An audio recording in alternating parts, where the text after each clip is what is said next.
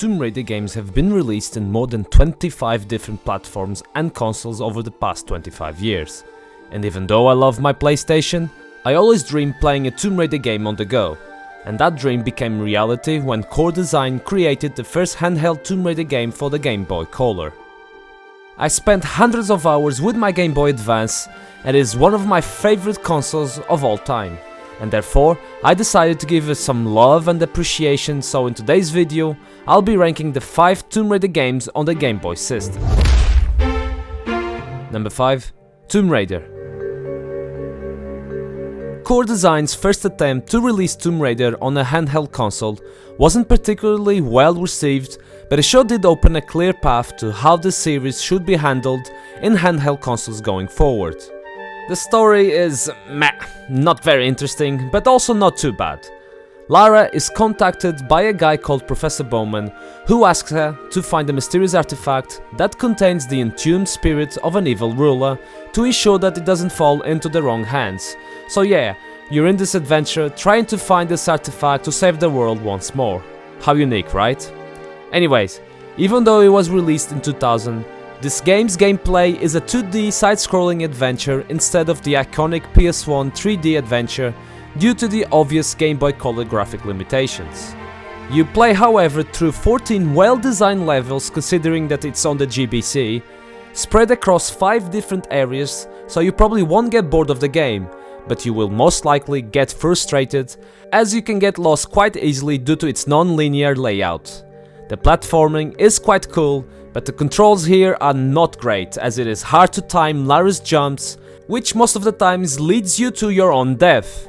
I think the best way to describe it is by imagining the AOD controls, but somehow even worse. Combat is quite simple as all you can do is shoot enemies, and the music here is, well, non-existent.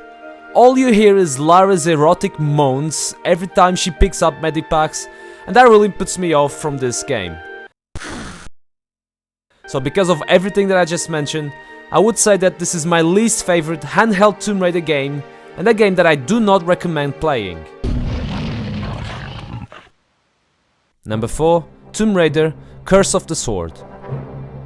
Following from the heels of the previous title, this game was released a year after, and it is pretty much the same game but with a different story and some minor gameplay improvements.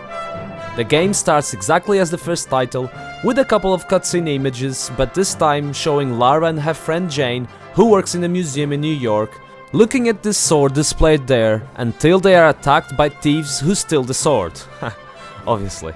Jane asks Lara to recover the sword, and it's pretty much your goal throughout the story. The biggest difference in gameplay here is that Lara's movements are much smoother and the platforming is much better, as the game now makes more sense in terms of what you need to do in order to progress in the story. One thing that really helps is when pressing a switch, the camera shows exactly what we've done when activating this. The game's level designs are a bit better with more interesting and fun things to do, such as diving a tiny submarine on level 4.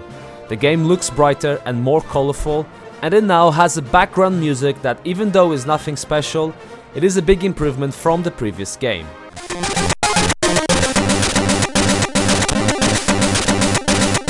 Overall, this game is much more fun to play than the original one, and if you want to try a Tomb Raider Game Boy Color game, I strongly recommend giving this game a go. Number 3. Tomb Raider: The Prophecy. Released in November of 2002, this first Tomb Raider title in the Game Boy Advance is a major step up from the previous handheld games. The story is engaging as follows Lara Croft attempting to retrieve 3 magical stones that are said to bring about the end of the world.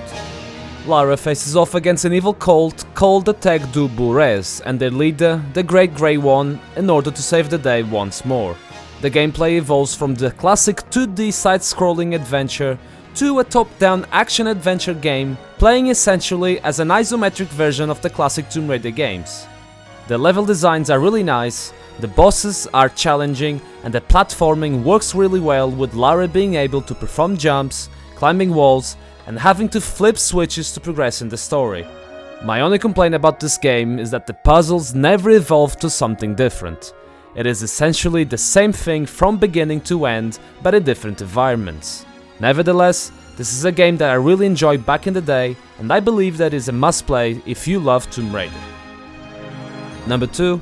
Tomb Raider Legend. Released in 2006, Tomb Raider Legends returns to the 2D side-scrolling adventure and gives you the full experience of the PS2 game in a 2D perspective. The story is exactly the same as a 3D game, but its storytelling is told by cutscene images similar to the ones used on the Game Boy Color games. The gameplay is really nice and a major step forward from the Prophecy game. In this game, Lara can push and pull objects, swing on ropes, swim, drive vehicles and many more. You pretty much get the full experience that you get on the console game, but translated into 2D. Combat is very basic, but it works really well in this game, plus you can use different weapons, which is another step up from the previous titles. Tomb Raider Legend was definitely the definitive Tomb Raider game on the Game Boy Advance, that is until January of 2022. Number 1. Tomb Raider 1. I'm sure you are aware of Tomb Raider 1's story and gameplay, so I'm not even gonna talk about it because this Game Boy Advance port is exactly the same. I'm also pretty sure that you at least heard about this, but if you didn't know, now you know! The original 1996 Tomb Raider can be played on the Game Boy Advance. This is only possible due to the amazing work of the developer Timur G. Gaviev. This GBA project makes use of Open Lara and has been made available across various platforms. YouTube channel Modern Vintage Gamer has gone in depth analyzing all the tricks used to get the game running on the GBA, so check it out if you want to know more about this impossible port. This entry only makes me hungrier to have the classic games on the go, so let's hope Square Enix can port these to consoles as soon as possible. I always try to support the developers by buying the games, but as I believe you can't find these Game Boy games anywhere on sale anymore, I recommend at least getting an emulator and giving them a go. You won't regret it. And with that being said, Raiders, I want to hear from you. Have you played any of these Tomb Raider games on the Game Boy before? And if so, which one is your favorite? Let me know in the comments below, and if you enjoyed this video, please click that like button and subscribe to the channel. Thanks for watching, stay safe, and until our next adventure.